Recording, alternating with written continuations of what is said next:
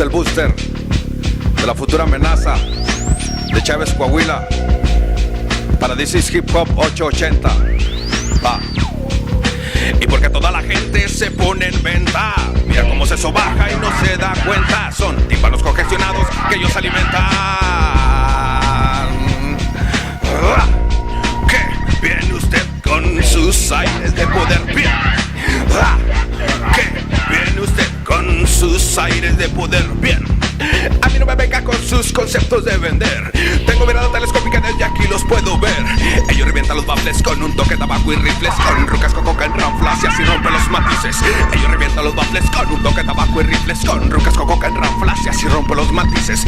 Muchas luchas chonchas de muchachos con cachuchas a sus anchas. Truchas, truchas, muchas luchas chonchas de muchachos con cachuchas a sus anchas. Truchas, truchas, todos vienen con el concepto de mira como toda la gente corre por su vida. Mira, estúpidos son estampidas con vidas rápidas. Siempre hay cabrón bajo anticipadas lápidas de tu estúpido método. Hip hop está tupido de tus ideales perfectos. Hip hop está tupido de tu esclavitud psicotrópica. Hip hop está tupido de tu estandarte hardcore oscuro, despiadado, sangriento, nocturno, malhechor. Hip hop está asustado. Hip hop está asustado. Para ti, MC con descomunal intelectual coeficiente, perdónanos por no merecerte. Oh, gran MC, rey de las tinieblas, patrón infernal supremo, a sus pies me postro. Pero tiene paro, no me suprima.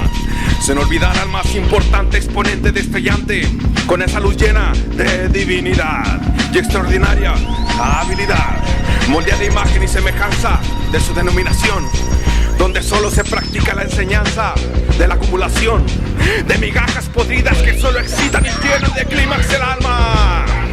Perdónanos hip hop, hip hop.